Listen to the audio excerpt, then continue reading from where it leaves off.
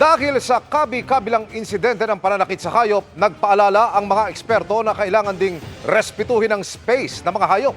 May paalala rin ngayong tag-init dahil pati sila apektado. Nakatutok si Mark Salazar.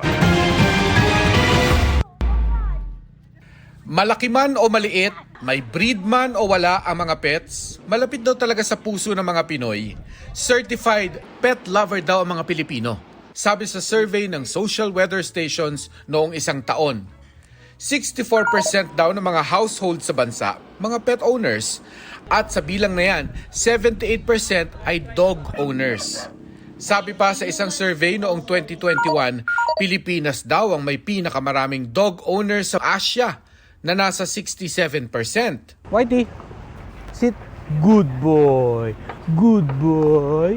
Ang nakakalungkot, sabi ng Philippine Animal Welfare Society o POS, nasa 12 million ang stray dogs at cats sa Pilipinas. Yan ang masamang ugali, irresponsible pet ownership yan. Ang mga aso, nasa bahay lang.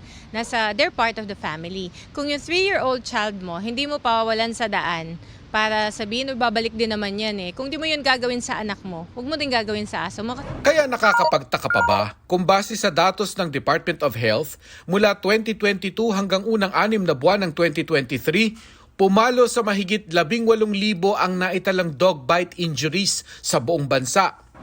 Ang sabi ng World Health Organization, hindi naman daw nangangagat ng walang dahilan ang mga aso. Posible raw mangyari yan kung natatakot o may dinaramdam ito o kung dinidepensahan nito ang kanilang teritoryo. Maaari ring dahil hindi sila sanay na makasalamuha ang mga tao o ibang hayop. Kaya sabi ng POS, dapat maging sensitibo sa inaasal ng isang aso. Yung tahol na, andito kami, walk na ba nyo kami, ganon. Meron namang tahol na announcing lang na merong tao, no? Merong tahol na, dyan ka lang, natatakot ako sa'yo. So, wag ka nang lumapit, di ba? So, unless we have a firm handle on ano yung kino-communicate ng aso, ang best approach is to not engage the animal. Pero hindi raw rason ang takot ng isang tao para manakit ng hayop. Pag meron tayong nakitang stray dog sa daan, at feeling mo, nang-aatake ng aso, or medyo nangahabol na siya, di tumawag ka ng city pound. Yun naman ang trabaho ng city pound eh. Meron kasing live and let live, di ba?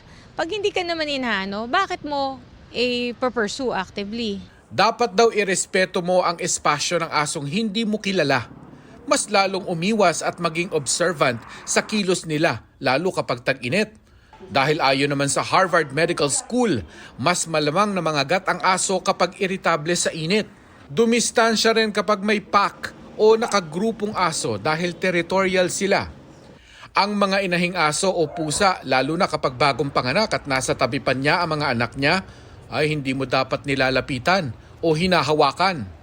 Ganito ang nangyari sa isang asong na-videohan na sinilo at pinagpapalo ng ilang tao sa Barangay San Antonio, San Pedro, Laguna dahil daw nangagat ng ilang bata. Inamin ng isa sa mga batang nakagat na ininis daw nila noon ang bagong panganak na aso bago ito ng habol at nangagat. Pero ayon sa isang animal advocate, hindi raw katanggap-tanggap ang pagganti sa aso kahit pa nangagat ito. Self-defense ni Justice.